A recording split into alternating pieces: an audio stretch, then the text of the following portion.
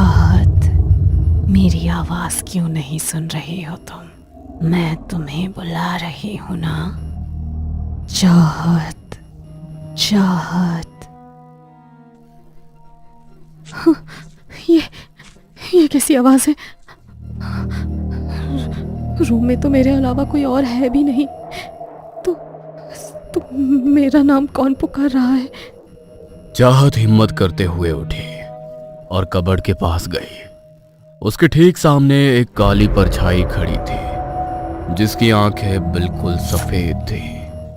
उसे देखकर चाहत के पैर वहीं जम गए और वो परछाई भयानक तरीके से मुस्कुराते हुए उसके शरीर के आर पार होकर खिड़की की तरफ भागी और वहां से नीचे कूद गई। ये देखकर चाहत डर के मारे पसीने से भीग गई और वहीं पर बेहोश होकर गिर पड़ी। चाहत, चाहत उठो ना। क्या हो गया तुम्हें? तुम इस तरह जमीन पर क्यों सो रही हो? लावण्या की आवाज से चाहत की आंखें खुली। उसने जब लावण्या को अपने सामने देखा तो एकदम से हड़बड़ाकर उठी और तुरंत उसने अपना सर पकड़ लिया। चाहत, क्या हो गया तुम्हें? तुम बेहोश हो गई थी क्या? देखो, मुझे तुम्हारी हालत बिल्कुल भी ठीक नहीं लग रही। मेरी मानो तो तुम कुछ टाइम के लिए अपने घर चली जाओ। घर पर तुम्हारी ठीक से देखभाल होगी तो तुम जल्दी ठीक हो जाओगी। नहीं लावण्या, हम अभी चाहत को यहाँ से नहीं भेज सकते। 3 महीने बाद एग्जाम्स हैं और कुछ दिन बाद तुम लोगों के प्रैक्टिकल्स शुरू हो जाएंगे। तुम एक काम करो लावण्या, तुम चाहत के साथ उसकी कमरे में ही रह लो। हम तुम्हारा रूम चेंज कर देते हैं। ठीक है मिस। लावण्या को चाहत के साथ उसके रूम में शिफ्ट कर दिया गया। 2-3 दिन तो सब कुछ नॉर्मल रहा, मगर 2-3 दिन के बाद जब लेक्चर के बाद वो दोनों हॉस्टल आई तो चाहत कपड़े चेंज किए बिना ही बिस्तर पर जाकर चादर ओढ़कर लेट गई। अरे चाहत, अपने कपड़े तो चेंज कर लेती तुम। आते ही बिस्तर में लेट गई। मुझे बहुत ज्यादा ठंड लग रही है लावण्या। ऐसा लग रहा है जैसे किसी ने बर्फ से भरे कमरे में बंद कर दिया हो मुझे। ओ माय गॉड, कल कहा था मैंने कि घर भेजते तुम्हें, लेकिन मिस मार्था को तो पढ़ाई से ज्यादा इंपॉर्टेंट कुछ दिखाई ही नहीं देता। तुम रुको, मैं तुम्हारे लिए मेडिसिन लेकर आती हूँ। लावण्या स्टाफ रूम में चाहत के लिए दवाई लेने गई। थोड़ी देर बाद वो वापस रूम में आई तो उसने देखा कि चाहत रूम में है ही नहीं। अरे, ये चाहत कहाँ पर चली गई? अभी तो इसे इतनी ज्यादा ठंड लग रही थी कि ये चादर ओढ़कर भी बुरी तरह कांप रही थी, और अब 2 मिनट में कहाँ गायब हो गई? तभी लावण्या को पानी बहने की आवाज आई। उसने जाकर बाथरूम का दरवाजा खटखटाया, मगर अंदर से उसे कोई जवाब नहीं मिला। अभी जब मैंने दवाई लेने गई तो बाथरूम का नल चालू नहीं था। पक्का चाहत बाथरूम के अंदर है। कहीं वो अंदर बेहोश तो नहीं हो गई? मुझे हेल्प के लिए किसी को बुलाना होगा। लावण्या जल्दी से बाहर गई और उसने मदद के लिए गार्ड को बुलाया। उसने जाकर बाथरूम का दरवाजा तोड़ दिया और लावण्या दौड़ती हुई अंदर गई तो चाहत का चेहरा वॉश बेसिन में धंसा हुआ था और वॉश बेसिन से लाल रंग का पानी बाहर गिर रहा था। ओह माय गॉड, ये क्या हुआ? चाहत? लावण्या ने जल्दी से गार्ड की मदद से चाहत को वहां से बाहर निकाला। उसका पूरा मुंह खून से धंसा हुआ था और उसके फेफड़ों के भीतर पानी भर गया था। वो लोग जल्दी से उसे हॉस्पिटल लेकर गए। देखिए, आज रात उसे हमें यहीं पर रखना होगा, मगर समझ नहीं आ रहा कोई खुद अपने साथ ऐसा क्यों करेगा। क्या आपकी फ्रेंड किसी बात को लेकर परेशान थी? नहीं डॉक्टर, लेकिन कुछ दिन से उसकी तबीयत बहुत ख़राब चल रही थी। उसने बहुत सारे डॉक्टर से चेक भी कराया, लेकिन किसी को भी उसकी बीमारी पकड़ में नहीं आई। शायद इनकी मानसिक हालत कुछ ठीक नहीं है। मेरा कहने का मतलब है कि कभी कभी इंसान इतनी ज़्यादा स्ट्रेस ले लेता है जिस वजह से उसकी हेल्थ पर बहुत असर पड़ता है। खैर, एक बार उनकी तबीयत ठीक हो जाए फिर मैं हमारे साइकेट्रिस्ट के साथ उनकी अपॉइंटमेंट बुक करवा दूंगा। ठीक है डॉक्टर, लेकिन क्या मैं हॉस्टल वापस जाने से पहले एक बार चाहत को देख सकती हूँ? मुझे उसकी बहुत चिंता हो रही है। ठीक है, लेकिन वो सो रही है, उसे नींद से मत जगाना। लावण्या अंदर रूम में गई और उसने बहुत ही चिंता भरी नजरों से चाहत की तरफ देखा। उसने अपने हाथ से अपना रुद्राक्ष का ब्रेसलेट निकाला और उसे चाहत के हाथ में पहना दिया। तभी चाहत की नींद टूट गई। अरे लावण्या, तुम मैं कहाँ पर हूँ? तुम्हारी तबीयत ज़रा ख़राब हो गई थी, इसीलिए तुम्हें हॉस्पिटल में एडमिट किया है। तुम मेरी बात ध्यान से सुनो चाहत, मुझे तुम्हारी बहुत चिंता है, इसीलिए मैंने अपना ये रुद्राक्ष का ब्रेसलेट तुम्हारे हाथ में पहनाया है। चाहे कुछ भी हो जाए, बस तुम इसे उतारना मत। तुम कुछ छुपा रही हो क्या मुझसे? मैं जानती हूँ कुछ ना कुछ गलत ज़रूर हो रहा है। मैं तुमसे कुछ छुपा नहीं रही, लेकिन बहुत कुछ जानना चाहती हूँ। लेकिन जब तक मैं सब जान नहीं लेती, तब तक तुम इस ब्रेसलेट को खुद से दूर मत करना। ये तुम्हारी रक्षा करेगा। तुम आराम करो, मैं ज़्यादा देर यहाँ पर नहीं रुक सकती, मुझे जाना होगा। लावण्या रात को वहां नहीं रुक सकती थी, इसलिए वो वापस हॉस्टल आ गई। चाहत के साथ दिन में जो भी हुआ वो सोच सोच कर लावण्या को नींद नहीं आ रही थी। उसने अपने फोन में थोड़ा रिलैक्सिंग म्यूजिक चलाया तो कुछ देर में उसकी आंख लग गई। उसकी आंख लगे अभी कुछ ही देर बीती थी, तभी उसके कानों में पानी टपकने की आवाज पड़ी। रात की शांति में वो आवाज इतनी साफ सुनाई दे रही थी कि लावण्या की नींद खुल गई। अरे यार, इतनी मुश्किल से तो नींद आई थी। इतनी रात को कौन नहा रहा है? कोई ठीक से सोने भी नहीं देता।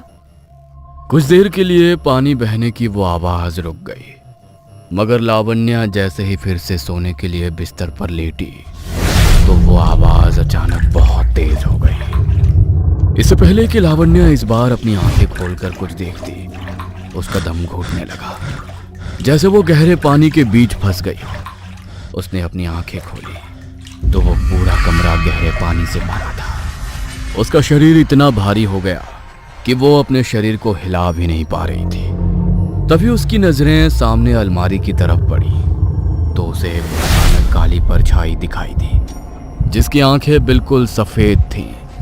वो वहां से भागने के लिए अपने हाथ पैरों को चलाने की कोशिश कर रही थी, मगर उसका शरीर उसका साथ ही नहीं दे रहा था। तभी वो परछाई सीधा उसके ऊपर झपट पड़ी और उसने उसकी गर्दन को अपने हाथों से बुरी तरह जकड़ लिया। तभी हॉस्टल की घड़ी का पेंडुलम बजा और लावण्या हड़बड़ाते हुए उठी तो कमरा बिल्कुल सामान्य था। ना तो वो पानी से भरा था, ना ही वहां पर कोई परछाई थी। हे भगवान, कैसा सपना था ये? इतना भयानक सपना। लेकिन पता नहीं ऐसा क्यों लग रहा है कि ये सिर्फ कोई सपना नहीं है। ये रूम ठीक नहीं है।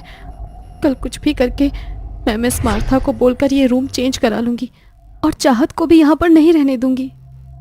लावण्या इस हद तक घबरा गई थी कि उसका पूरा शरीर पसीने से भीग गया था और उसे बुरी तरह गर्मी लग रही थी। इसलिए वो अपना फेस वॉश करने के लिए बाथरूम में गई। उसने वॉश बेसिन का नल चालू करके अपने चेहरे पर ठंडे पानी के छींटे मारे, मगर वो जैसे ही वॉशरूम से बाहर निकलने लगी तो पीछे से उसके कान में एक आवाज पड़ी, मुझे बचा लो, मुझे बचा लो, लावण्या, ये मुझे मार डालेंगे। उस आवाज को सुनकर लावण्या डर से हाँफने लगी। उसने हिम्मत करते हुए पीछे मुड़कर देखा, मगर उसे कुछ भी दिखाई नहीं दिया। लेकिन जैसे ही उसने अपनी पलकें झपकाई तो सामने शीशे में उसे वही परछाई दिखाई दी, मगर धीरे धीरे वो एक लड़की का रूप लेने लगी, जिसका चेहरा जगह जगह से कटा हुआ था। कपड़े पूरी तरह खून से सने हुए थे और शरीर पर जिंदा कीड़े रेंग रहे थे। उसने अपने नाखूनों से अपने सर के मांस को फाड़ डाला और भयानक तरह से मुस्कुराते हुए उसे चबा चबा कर खाने लगी। वेदिका, वेदिका, तुम? ये मेरा पूरा सपना है, ये सच नहीं हो सकता। तुम मर चुकी हो तो मुझे कैसे दिखाई दे रही हो? हॉस्टल का रूम नंबर 713 जिसमें वेदिका रहती थी बहुत ही खुशमिजाज लड़की थी। लेकिन एक दिन उसने अपने रूम में अपनी जान दे दी। किसी को कभी उसके मरने का कारण समझ नहीं आया और ना ही वो किसी के लिए कोई नोट छोड़कर गई। पुलिस ने भी इन्वेस्टिगेट किया, लेकिन उन्हें भी उसके मरने का कोई कारण नहीं मिला। कुछ महीने के लिए तो उस रूम को लॉक कर दिया गया, लेकिन जब रूम्स की शॉर्टेज हुई तो मिस मार्था ने वो रूम खोल दिया। वेदिका की भयानक आत्मा को लावण्या शीशे में देख रही थी। तभी वेदिका की आत्मा उसके ऊपर झपटी। लावण्या को एक जोरदार झटका लगा। उसकी आंखें सुर्ख लाल हो गईं और वो रूम से निकलकर कॉरिडोर के रास्ते नीचे की तरफ जाने लगी। उसने नीचे पहुंचकर एक कमरे का दरवाजा खटखटाया। कुछ देर तक तो किसी ने दरवाजा नहीं खोला, मगर बार बार दरवाजा खटखटाने पर दरवाजा खुल गया। सामने मिस मार्था खड़ी थी। इतनी रात गए लावण्या को अपने सामने देखकर वो घबरा गई। लावण्या, तुम इतनी रात को मेरे कमरे में क्या कर रही हो? कुछ चाहिए क्या तुम्हें? लावण्या बिना कुछ बोले मिस मार्था के रूम के अंदर चली गई और उनके बिस्तर पर जाकर बैठ गई। ये क्या कर रही हो तुम? और कुछ बोल क्यों नहीं रही हो? लावण्या ने अपने होठों पर उंगली रखी और भयानक तरह से मुस्कुराते हुए मिस मार्था को चुप रहने का इशारा करने लगी। तुझे क्या लगा मुझे मारकर तू बच जाएगी? अपना बदला नहीं लूंगी क्या मैं? क्या? मैंने क्या किया तुम्हारे साथ? तुम तो जिंदा मेरे सामने बैठी हो। क्या बोल रही हो तुम? कैसा बदला? मिस मार्था के सामने बैठी लावण्या का चेहरा अचानक से बदल गया। शीशे में जो चेहरा लावण्या को दिखाई दे रहा था, अब वही चेहरा मिस मार्था के सामने बैठा था। वेदिका, वेदिका तुम तो मर चुकी हो। तुम मेरे सामने कैसे आ सकती हो? उसे वहां देखकर मिस मार्था बुरी तरह घबरा गई और रूम से बाहर भागने के लिए दरवाजे की तरफ दौड़ने लगी। तभी पीछे से उसने उनकी गर्दन को जकड़ लिया और अपने लंबे पैने नाखून उनकी गर्दन में दे मारे। मिस मार्था जोर से दर्द से चीखी। आज तक किसी को पता नहीं चला कि मैंने अपनी जान नहीं ली थी। मुझे तो तूने मारा था, मेरी बलि देकर, और दुनिया को ऐसा दिखा दिया कि मैंने खुद अपनी जान ली है। यह शब्द सुनकर मिस मार्था के पैरों तले से जमीन खिसक गई। वेदिका ने उसकी गर्दन को मरोड़ दिया और उसके शरीर की हर एक हड्डी को तोड़ डाला। मिस मार्था इतनी बुरी तरह दर्द से छटपटाकर दर्द से चीखी कि हॉस्टल के स्टूडेंट्स की भी आंख खुल गई। और जब तक वो लोग वहां पहुंचे तो मिस मार्था बुरी तरह दर्द से तड़प रही थी। उनके शरीर की हड्डियां टूट चुकी थी। उन्होंने एम्बुलेंस को कॉल किया और उन्हें अस्पताल लेकर गए। डॉक्टर, क्या हुआ है इनको? इनकी ऐसी हालत कैसे हो गई? इनके शरीर की हड्डियों को किसी ने बुरी तरह तोड़ दिया है, लेकिन ऐसा कौन कर सकता है? पुलिस को भी ना तो इनकी बॉडी और ना ही इनके कपड़ों पर किसी के फिंगरप्रिंट मिले हैं। ऐसा लग रहा है जैसे इनका शरीर खुद ब खुद मुड़ता गया, मगर ये कैसे पॉसिबल है? ऐसा केस तो मैंने अपनी पूरी जिंदगी में कभी नहीं देखा। किसी को कुछ भी समझ में नहीं आ रहा था। अगले दिन जब लावण्या क्लास के लिए नहीं आई तो मिस अनीता उसके रूम में गई। उन्होंने देखा लावण्या वॉशरूम के अंदर बेहोश पड़ी है। लावण्या को चाहत के साथ ही अस्पताल में एडमिट कराया गया। लावण्या चाहत की तरफ देखकर मुस्कुराई। मैं तुमसे कुछ छुपा नहीं रही, लेकिन बहुत कुछ जानना चाहती हूँ। लेकिन जब तक मैं सब जान नहीं लेती तब तक तुम इस ब्रेसलेट को खुद से दूर मत करना। ये तुम्हारी रक्षा करेगा। तुम आराम करो, मैं ज़्यादा देर यहाँ पर नहीं रुक सकती, मुझे जाना होगा। लावण्या वहां से हॉस्टल नहीं गई। जब बार बार डॉक्टर चेंज करने के बाद भी किसी डॉक्टर को चाहत की बीमारी पकड़ में नहीं आ रही थी, तभी लावण्या को शक होना शुरू हो गया था कि जरूर चाहत के साथ कुछ और ही दिक्कत है। और जब वो रूम में उसके साथ शिफ्ट हुई तो उसे रात को कबर्ड के पीछे एक काली परछाई दिखी थी जो चाहत के पास जाकर बैठ गई। लावण्या ने अपने हाथ में रुद्राक्ष का ब्रेसलेट पहना था, इसलिए वो आत्मा उसके पास नहीं भटक रही थी। लेकिन लावण्या इतना जान गई थी कि चाहत के साथ जो कुछ भी हो रहा है उस आत्मा की वजह से ही हो रहा है, और वो आत्मा वेदिका की ही आत्मा है।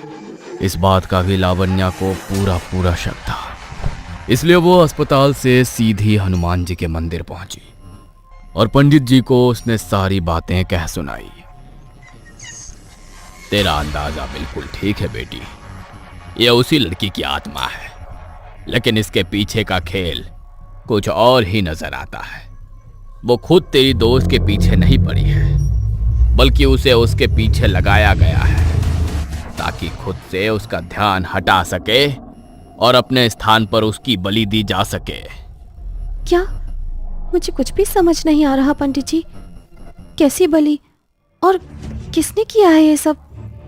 ये तो मैं भी नहीं बता सकता कि ये सब किसने किया है, लेकिन अपनी काली विद्याओं की पूर्ति के लिए पहले किसी ने तुम्हारी सहेली वेदिका को अपने वश में किया ताकि वो अपने मन से अपनी जान दे दे और उसकी बलि स्वीकार हो जाए।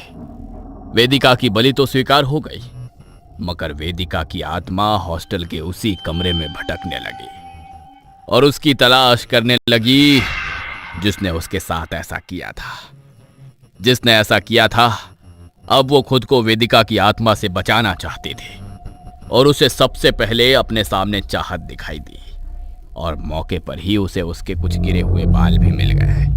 इसलिए उसने एक क्रिया के जरिए अपना सारा भार चाहत के ऊपर डाल दिया ताकि वेदिका की आत्मा उसके बदले चाहत को मार डाले और वेदिका की आत्मा से उसका पीछा छूट जाए।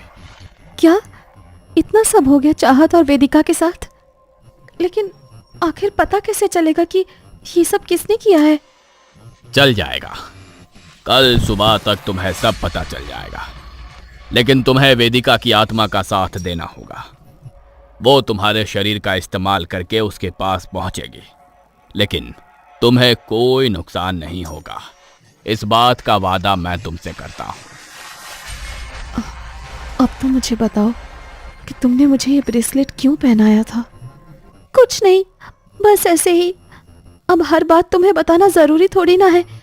लेकिन अब तुम बिल्कुल ठीक हो, अब तुम्हें कुछ नहीं होगा। मिस मार्था गले में भले ही होली क्रॉस पहनती थी, मगर भगवान को पूजने की बजाय उन्होंने शैतान को पूजना शुरू कर दिया था, और शैतान को खुश करने के लिए ही उन्हें उसे एक लड़की की बलि चढ़ानी थी। उसने क्रिया से वेदिका को वश में करके उसे खुद की बलि देने पर तो मजबूर कर दिया और अपने भार को चाहत के ऊपर भी डाल दिया। मगर चाहत के लिए लावण्या ने जो लड़ाई लड़ी उससे न सिर्फ चाहत की जान बची, बल्कि वेदिका की आत्मा को भी इंसाफ मिला और मिस मार्था को हमेशा के लिए अपाहिज करके वो अपना बदला पूरा करके हमेशा के लिए हॉस्टल के रूम नंबर 713 से मुक्त हो गई।